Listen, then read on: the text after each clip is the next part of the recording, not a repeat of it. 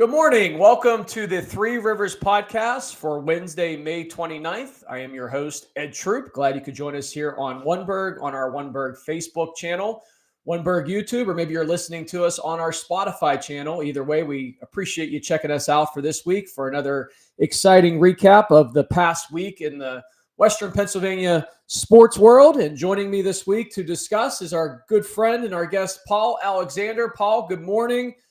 And welcome to the podcast. As always, we appreciate you coming on and joining us once again. Hey, my pleasure. Good morning to you. So, Paul, let's start. Last few weeks here on the podcast, we've talked a lot about the Steelers, and we can get to the Steelers as they enter their second week of OTAs here in a little bit. But I want to talk a lot of baseball with you because we've now reached past Memorial Day, and it's usually a good opportunity to take a look at the Major League Baseball season, in particular our Pirates, and see where they are. And right now, the Pirates are 25-29, but 6-4 in their last 10 games. 6 games back out of first place behind Milwaukee, the Cubs, and the Cardinals. Your thoughts on the Pittsburgh Pirates 2024 so far, about 2.5 months in? Well, first I have to absolutely lambaste Major League Baseball. As a youngster growing up in the 70s when the Pirates were good every single year, they won a couple of World Series. Baseball was my passion, my love. When you don't have a baseball game on Memorial Day, what are you doing? You have a complete audience that is built around that. I mean, we used to have scheduled doubleheaders on every major holiday, including Memorial Day. Right. I just don't know what planet they're on. I really don't. I mean, you let the NFL just run rampant with your own season. You know, you have to take a backseat to the NFL draft. You take a backseat in this town to OTAs because you've been pretty irrelevant as a baseball team. And now you let the NFL take away Christmas Day from the NBA, and you don't even take your ownership of your own holiday opportunity. There should have been every single major league team playing a doubleheader on Memorial Day. But about the Pirates, I had to get that rant. That bothered me all day long on Memorial Day. Well, before we get to your point on the Pirates, you're exactly right. I mean, what's more American than Memorial Day, 4th of July, Labor Day, and baseball, right? Right. It's just absurd. We've lost, and I mean worldwide and certainly nationally, we don't use common sense at all. I mean, common sense just says, yeah, let's play 2. Let's go Ernie Banks. Let's play 2. But, now we're so greedy, and greed ruins everything. We're so greedy, we can't schedule a doubleheader and allow you to watch 2 games for the price of 1. You're just so damn greedy that you can't allow that to happen. Anyway, the Pirates have been, to me, their usual frustrating selves. We have the Rowdy Tellez situation where, you invest $3.5 million, and this is what you do every year with first baseman. You had a really good one that you let go that wanted to stay, that's tearing it up this year. And again, these, they spent like $30 million on 6 really average to below average players. So to me, the makeup of the roster, which is all on Ben Cherington, is still kind of embarrassing. Why not invest? And, Hoskins and others, there were players available that could have made you significantly better. Now, you weren't aware. I don't think the Pirates had a clue that Jared Jones was going to be this good. I mean, there was no hype. There was no, they didn't even act like he was part of the team. I mean, Right. There was nothing sent out. There was nothing. Here's a guy right now. He's more polished than Paul Skeens. His command, the movement on his pitches, he doesn't throw 100, but man, I love his stuff. And right now, I think he's a better pitcher than Skeens, which, by the way, not by much. So here you have right now, along with now Mitch Keller, who's going to be so comfortable as the number 3 guy in the rotation, you have as good a top 3 Right. as maybe anyone in Major League Baseball. So common sense would tell me, if I have that, and we all know how pitching is coveted, a little bit more even so than power, you build around that and you go all in right now. And all in for the Pirates is different than the all in for everyone else. I just mean, go get real players and pay them real baseball salaries. This, we'll give this guy $3.5 million and this guy $2.3. And look at all, we invested $30 million in free agent signings. On what? On Rowdy Tellez? We're supposed to be excited about that because he had 1 year in Milwaukee with 35 bombs. He's coming off a year where they couldn't wait to get rid of him. I mean, you catch lightning in the bottle sometimes. You got a kid by the name of Lamb, not a kid. He's 33 years old.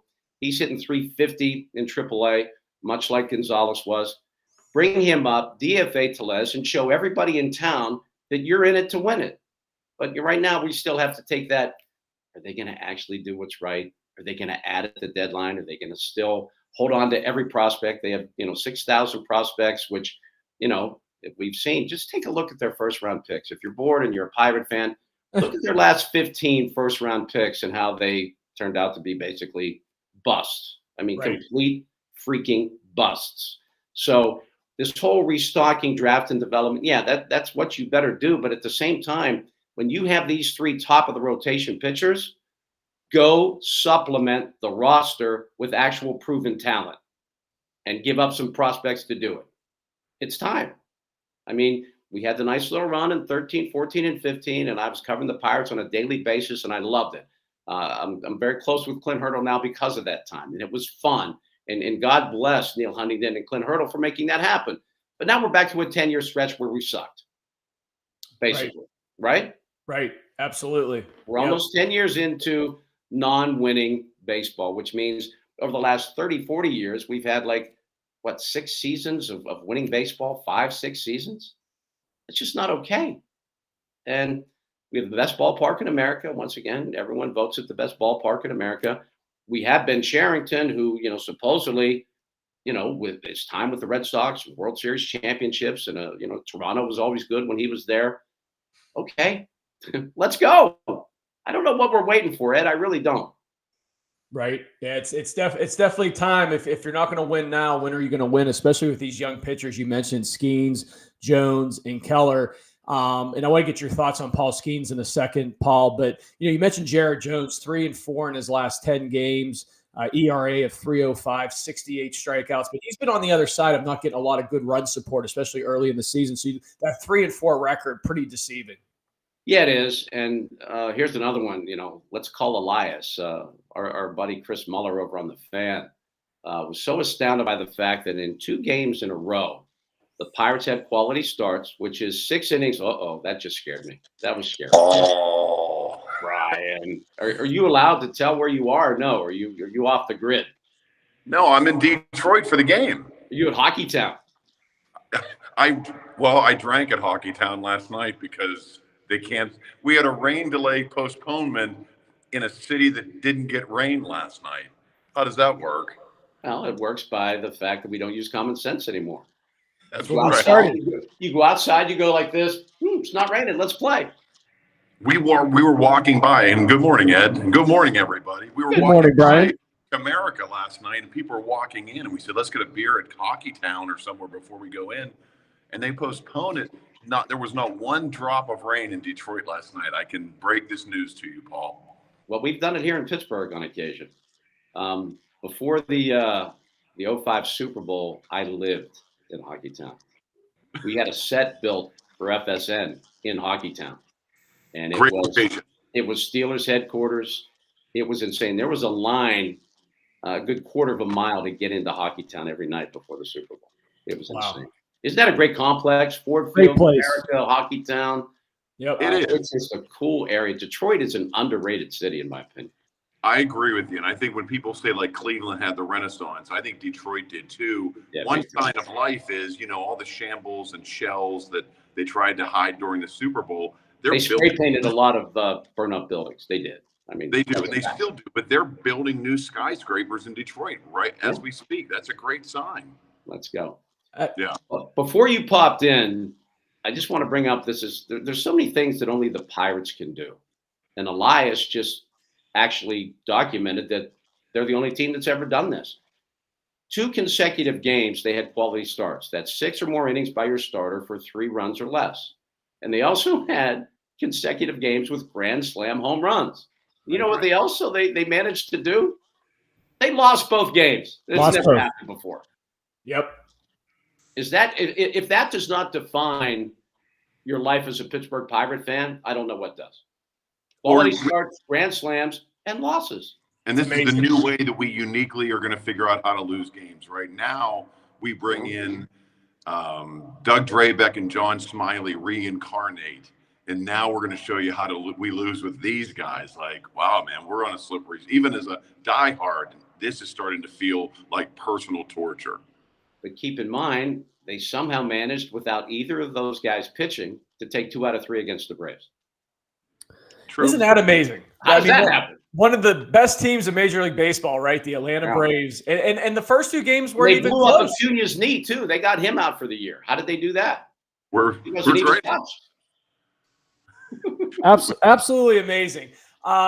Brian, you're into the conversation. I know you're excited. You're in Detroit for the doubleheader today. My goodness, did you hit the lottery with that? You get to see Jared Jones at 12:40 and then Paul Skeens afterwards. That's like the perfect day. Cool.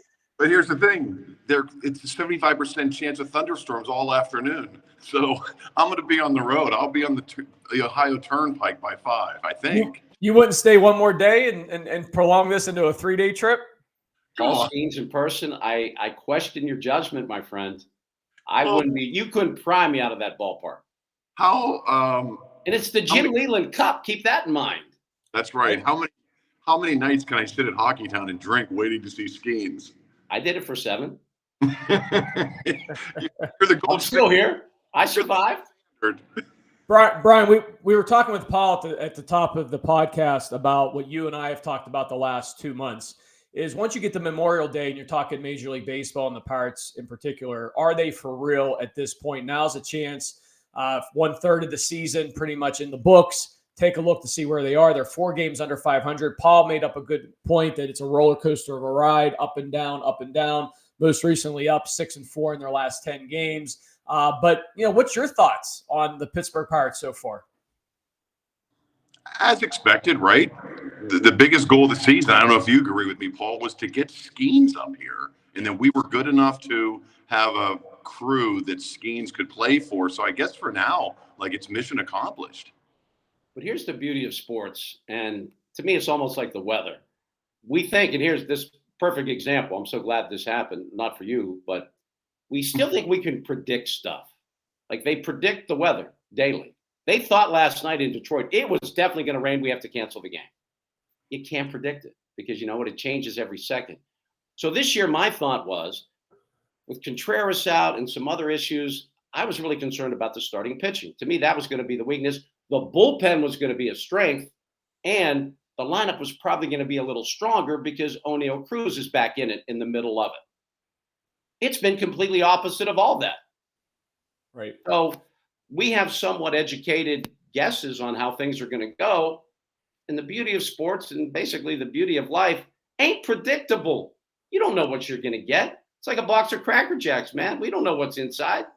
Well, look, when we got Chapman, right? To your point, we added on Chapman. $10 million worth of Chapman. But we have Chapman comes in.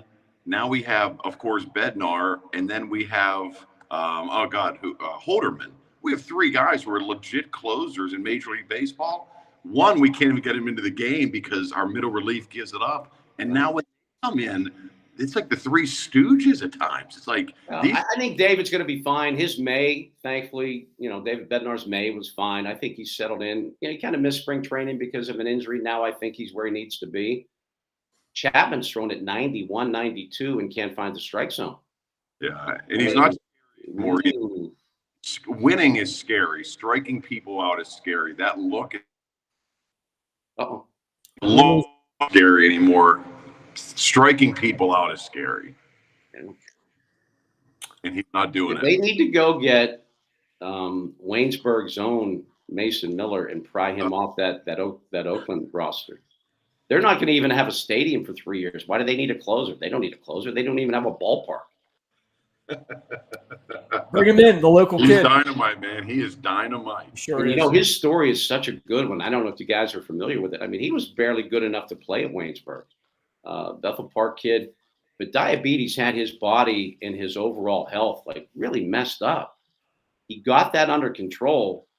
Now, I see, I follow him, I guess, on Twitter, X, whatever it is. He just wipes the 9th inning out. He wipes teams out. Yeah. Now, Oakland's not going to come in with a lot of leads. He's not going to get a lot of work. But this kid is filthy. Very, very strong. And as you said, a Bethel Park kid, Waynesburg kid, now the closer for Oakland. Hey, guys, wanted to switch We gears. don't need another closer before Ed segues us past. We don't need another closer. We have 3 closers. Our whole team's closers. Maybe Telez can pitch. That's not a bad idea. Well, what do you do with Rowdy Telez right now, guys? I know Paul.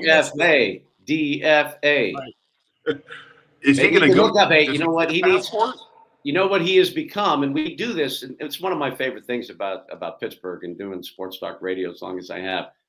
We don't have the ability to think about, like, there's a multitude of problems. There's a multitude of issues with one of our teams. It's like when the Penguins were struggling a while ago, it was all Ole Mata. Then it was Jack Johnson. It was no one else's fault. It was just that person. And then it became obviously, Matt Canada. I mean, there was Matt Canada chants on the wall of China. I mean, that's where they were popping up everywhere. And now, once you get rid of Rowdy Telez, we're going to be fine. But get rid of him, because you know what? Pittsburgh fans will not let it go until he's gone. He could hit home runs in 30 consecutive games, and people would still be like, "You got to get rid of that bum." Yeah. He's out. Get rid of him. It's like Beauty and the Beast, like when Gaston takes everyone we must kill the beast and we light the torches. We don't care. We just want blood, man. And now it's want our pound of flesh. It's Telez. And it's a little bit Shelton, right? Everyone wants to scream for Shelton, but look what he's managing at times. It's a third garbage what he has to deal with. I mean, I think he's doing. I think he makes bad decisions at times, especially with the bullpen. I don't like his pitching. Decisions. He waits too long. Yeah. So I wanted to switch gears a little bit, guys. Some exciting news broke this morning in Major League Baseball. And Brian, I know you'll be pumped about this. I'm sure you saw it. You're a huge Negro League follower, historian. And they are now incorporating those stats into Major League Baseball. So, they are taking the Negro League stats that were there. They're adding them into the Major League Baseball records. 2,300 players added, Paul, into the MLB record books, led by Josh Gibson, who we know well. Homestead Grays, baby. Homestead Grays, 1943. I pulled some stats up today. I thought these were interesting. 1943, batted .466 for the season. How about that? 66. Yep, incredible. And career batting average of .372. He passes Ty Cobb for the Major League Baseball record for career batting average. And his slugging percentage, here's another good one for you, .718. Passes Babe Ruth, who had a slugging percentage of .690. So Josh Gibson this morning on May 29th, 2024, passes up Ty Cobb and Babe Ruth. How about that? I think it's fantastic. And I love the fact that here in Pittsburgh, we have such an amazing Negro League history. And I think we've done a pretty decent job of acknowledging that and being all about it, because we had some of the greatest players in the history of baseball, and now they're being acknowledged. And I absolutely love it. Brian, your thoughts on Josh Gibson now passing up Ty Cobb and Babe Ruth in the record books? The only thing I couldn't understand is I have a framed painting of Josh Gibson in my basement, so I love Josh Gibson. Nice. I'll send you a picture, Paul. Ed has already seen it. But the only part that doesn't make any sense to me is, how did they figure these games out? I know they went to complete box scores. What I've read is they think these numbers for Gibson will go up as they do more research to find them. Oh my gosh! Wow. But the part that's wild is, and it doesn't make sense, is Gibson would play 3 games in a day, but he would play he would play in the morning. He'd somehow play a team from Chicago, but then they would get on a car or bus or whatever and play the bar league in they'd play Hockey Town that night. So I don't know how you equate all of it or how they did it. I'm happy, and I think he is deserving. I just don't know how you go back in time to look at just things written on paper and go for it. But I'm happy that it happened. Yeah, me too. And the legitimacy is going to be a little bad, right? Yeah, it's all good. It's awesome. Babe Ruth. These Major League Baseball records are always so interesting to dive into because they're such a historic number of years, right? It's the only sport that, you're looking at 125 years of data. And now you incorporate this, which is long overdue. into the Major League Baseball records. I mean, you can look at the steroid era, right? And the reason why Barry Bonds is going into the Pirates Hall of Fame this summer, but not the Major League Baseball Hall of Fame. And I'm sure that's a whole other subject that we could get on as well, or Mark McGwire or Sammy Sosa in that steroid era. But baseball has some asterisks next to it, and this is one asterisk that I'm glad they finally, deleted. And the whole steroid thing is absurd. And I was so close to baseball at that time, and I remember interviewing Mark McGwire. I forget which significant home run he hit in Pittsburgh, and directly behind him in his locker was a big old thing of creatine, which, by the way, is no longer a banned substance. And the pitchers were the ones that I thought were getting the biggest pass. No one accused them of anything. Roger Clemens, at the age of 35, added 5 miles an hour to his fastball. That does not happen naturally. It just doesn't. And oh, by the way, as a hitter, I still think the hardest thing to do in all of sports, and we're going to watch Jared Jones and we're going to watch Paul Skeens. Yeah, go ahead and hit that. I mean, who's going to hit that? A steroid's not going to help you hit that. Now, if you do hit it and you have a little more strength and power, maybe something that would have gone to the warning track will now clear the fence. And you know what? Since the Olympics began and since people started competing, every athlete in the history of athletes has looked for an edge, be it legal or be it not. And they used to get the inside of tree bark and eat that. They thought that was some sort of elixir and some sort of magic. So it wasn't even banned from baseball. But now we banned them from the Hall of Fame because they used something that wasn't banned. And oh, by the way, it saved baseball. Baseball was near death until McGwire, Sosa, and Bonds had that home run thing. Well, they came off the strike, right? And there was nothing good was happening with baseball. That was awful. We missed the World Series in 1994. I hated baseball for that. I had trouble. If I professionally didn't have to cover baseball, I would have just said, you know what, I'm done. I'm out. I don't have any respect for you at all. When they played World Series during World War II, okay, and now you clowns that need 10 million instead of 6 million or whatever it is, screw you. I mean, I was just so over baseball in 1994. I really was. Well, this might be I guess going back to Bonds, again, we can have a whole show on Bonds and Belko and whatnot, but like Bonds was just like, if Bonds was anything, and I know this is controversial, we don't have to go so deep into it, but Bonds was like bad PR, right? Like Bonds didn't really know what to do in this, and Belko took on a league, basically a league of its own. But I always thought, and correct me if I'm wrong, Paul, because I'll follow your lead, I think Bonds isn't getting in because the baseball writers think he's an asshole. Correct. Same is there any difference in that? I mean, no. I mean, it's the nice guys will always get in, and the nice guys, by the way, get a pass. Big Papi, by the way, a big roid guy. Right. But that's okay because he was so nice. He's Big Papi. He's in. Give me a break. I mean, it's just insane. Again, it's common sense, folks. It's common sense. And I just had a long conversation the other night with someone about Barry Bonds, and I covered, his whole time here in Pittsburgh. And you knew what you were getting with Bonds. And he got a kick out of me because after every game, Barry, you got a second. No. And I didn't care. But how about one time? One time he talked to me. I just think I beat him down with the persistence. Every night, no one else got it. I just turned away and got my little Barry Bonds interview, and I had it on TV, and no one else did, and I loved it. That's awesome. But Barry, I hate to blow a lot of bubbles here, but who was an absolute jerk was Andy Van Slyke. Here, I'm on KDKA TV doing the weather. Aren't I fun? Aren't I nice? Andy, you got a second? No. I mean, he was just a jerk, an absolute jerk. And so much so when he had never coached a minute of Major League Baseball after his career, but he wanted to come back and get involved. And the Pirates said, yeah, we'll bring you back. He goes, I'm only going to come back if I'm the manager. Yeah. If you're the what? Jim Leland rode a bus for 20 years in the minor leagues before he became a manager. And Andy, what did you do? You were a very good player, an excellent player. But what do you know about coaching or managing? Nothing. Yeah. Well, remember, that was in the time when we were going to hire Van Slyke or Clint Hurdle. Yeah. Thank God we went Hurdle because, the Van Slyke train would have been derailed.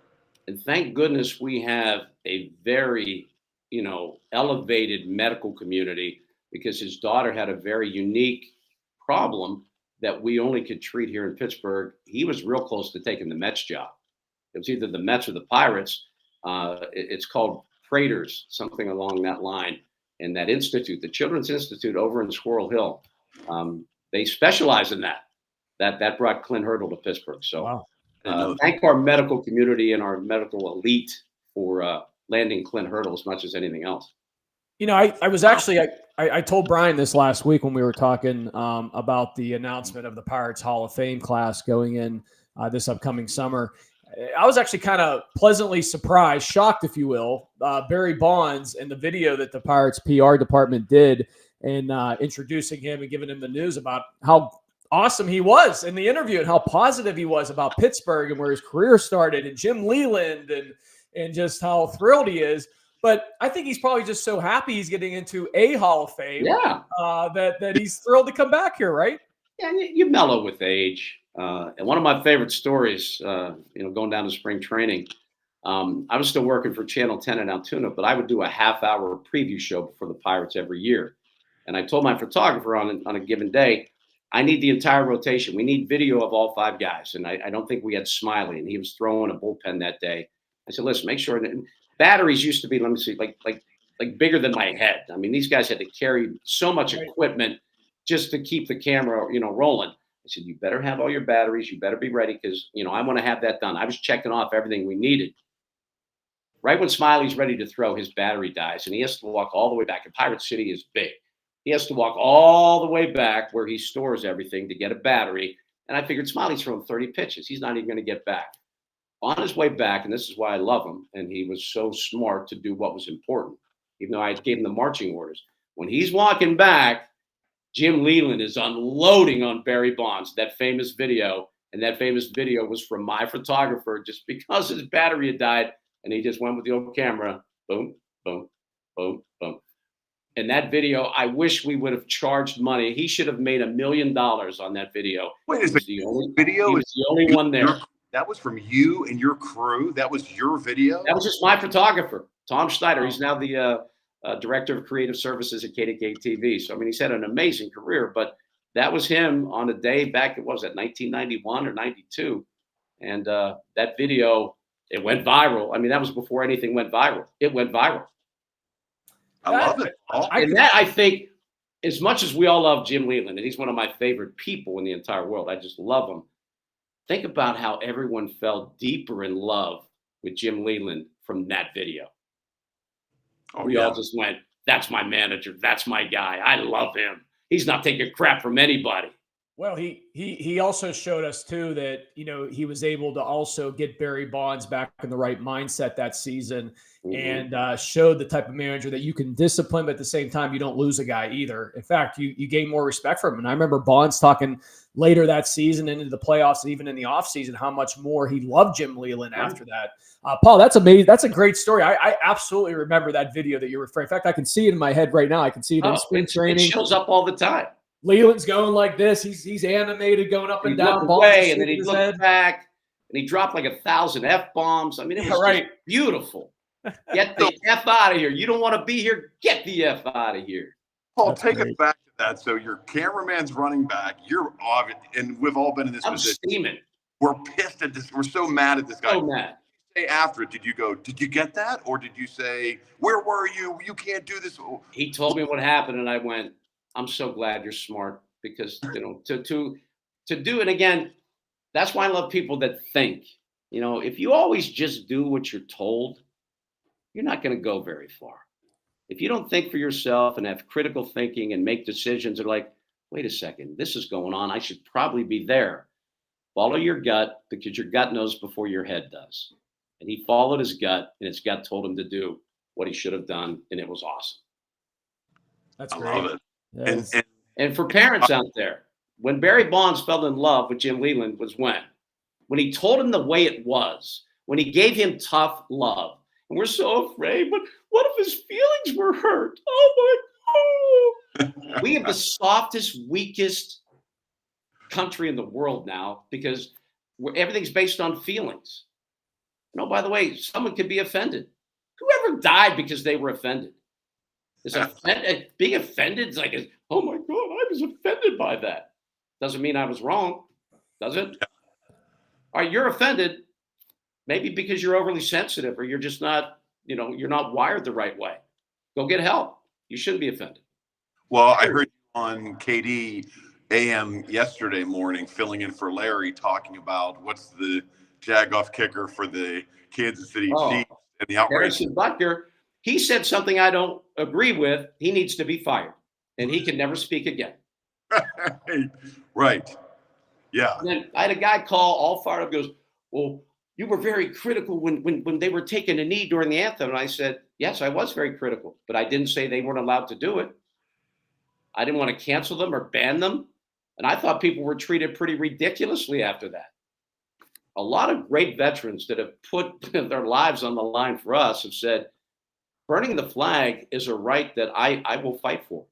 If that's how they feel about our country, that's their right. That's what our forefathers fought for, was our freedom of speech and our right to be who we are.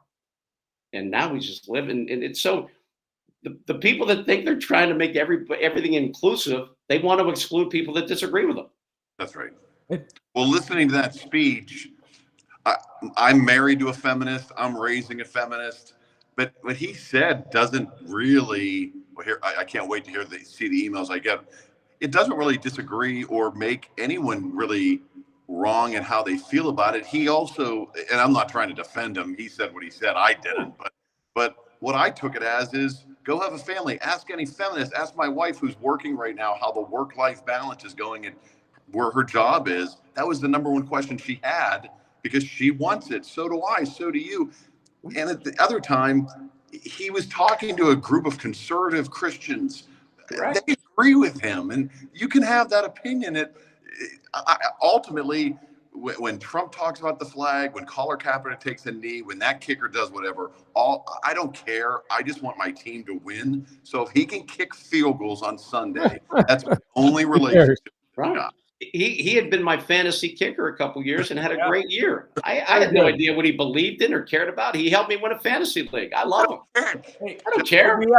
We have just a few more minutes with Paul. He's got to get ready for the Pirates pregame show coming up here at 12:40 today. Brian's got to get ready too. I have to get ready for the game. It's right. You'll be in attendance, right? Or TV today? Just radio, KDKA AM. Awesome. And then game 2 will be on the Fan, and I think they're going to let me slide over there, but we haven't figured that out yet. We'll figure it out though. And what does Odyssey want to do on that? Day games go to KDKA AM and night games go. Why was that decision made? I just think spread the wealth a little bit. I mean, we're the first station in the world to put baseball on the radio. Why not give us a little love? Oh yeah. And it's, when I had my first talk show on KDKA, we also had the Pirates. I mean, that was, unlike Memorial Day, when they used to play baseball games on Memorial Day, everybody had the radio on in their back porch during their cookout.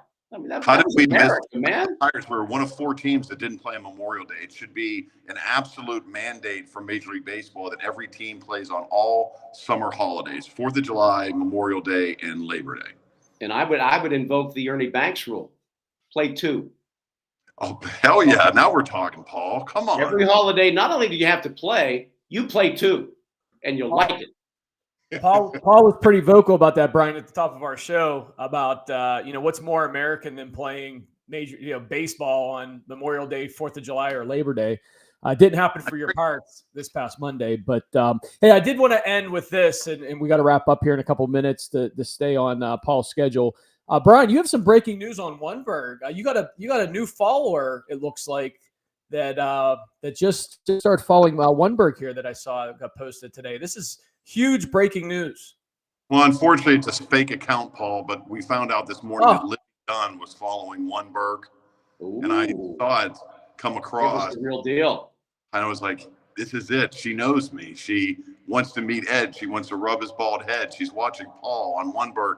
Turned out this Libby Dunn has 4 Facebook followers, and she lives in Atlantic City. Man. Oh. Damn. That close. Did you see the one little boy that was interviewed at the game by Hannah Mears? Yeah. What do you like about Paul Skeens? He throws it 100 miles an hour. And Libby Dunn. Yeah. Remember when we were 13? That was going on with us too. Yeah. What was the kid from The Sandlot? Susie Peppercorn. What was her name? Yeah. Wasn't it Squints? Yeah. Squints faked his own drowning so he could get mouth to mouth. He could get kissed by the lifeguard at the pool. Tremendous. And he kissed her back, and she just smacked him. Yeah. Great stuff. That is, by the way, maybe the best sports movie of all time. Could be if there wasn't a movie Maybe called. just my favorite. Maybe not the best, but maybe Well, my favorite. You're killing me, Smalls. And he turns into a Major League Baseball announcer at the end, and he gets to call the games of his best friend who he grew up with, who plays for the Dodgers. So cool. It's I love classic. the movie. I just love it. The Sandlot. Absolutely. Hey, Paul, thanks for coming on the podcast this week. Thanks for having me. Wait, this is unprecedented. You invited me back. Like normally, I'm a one and done. Thank you. I mean, that means a lot. We're gonna make the announcement right now here on the podcast. You are always welcome. And if there's a third mic to be had weekly, and you want it, it's yours. You are more than welcome to come on the podcast anytime I would grab it because you guys are the best. Well, look, and we have to follow up. The only tradition now is I emailed Shelly, your wife, and I said, "Look, Paul was on. Now you have to be on," and she'll go, "Have him on again, and then I'll be on." Oh. You know what? She is, and she was such a rock star, literally on B94. She is shying away from stuff, man. It's really, she's a grandma now. She just, well, I'd rather just be with my grandkids, and I don't miss it. I don't care. I'm like, really? I'm like, turned it this off. This is my DNA. This is my oxygen. Right. Talking sports. I'll never quit doing that. I mean, I'll do it at the end of a bar. I mean, it doesn't care if I'm on the air. But I'm going to talk sports the rest of my life. And if someone wants to ask me to do it on the air, that's even better. Smells like a comeback for Shelly. That's comeback talk. Maybe. And maybe she wants everyone to say, "Oh, come on back." Remember Garth Brooks? Garth was going to retire, and now he's in Vegas. He's headlining all. That's right. Pittsburgh radio. Exactly. Bring her back. Legend. So Paul, no doubt. Legend. Paul, you are now involved with what Brian and I call the long Pittsburgh goodbye on the podcast every week. Oh, isn't that? It takes us 10 minutes. Yeah. And Paul, you look great. How much do you weigh now? $185.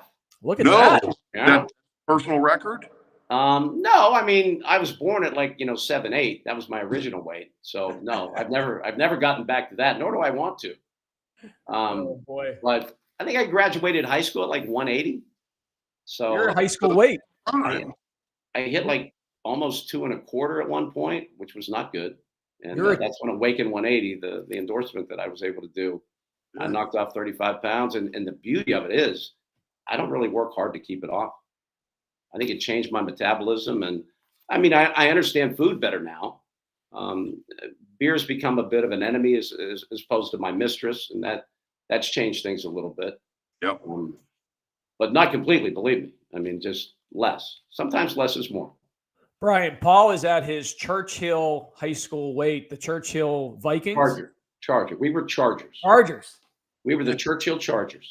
Churchill Chargers. There you go. Oh, you can walk into that. Well, what's it come up on now, Paul? Your 15th anniversary from high school. So when you go, you look the same as you did 15 years ago when you graduated. Now, how about the year of my graduation? And we started. This is what's so fun. We started this on the PA system in the high school. We started a show called Before the Bell, and I did the sports. And in 1979, oh yeah, the Pirates were winning a World Series and the Steelers were winning a Super Bowl. Could I have had any more fun than that?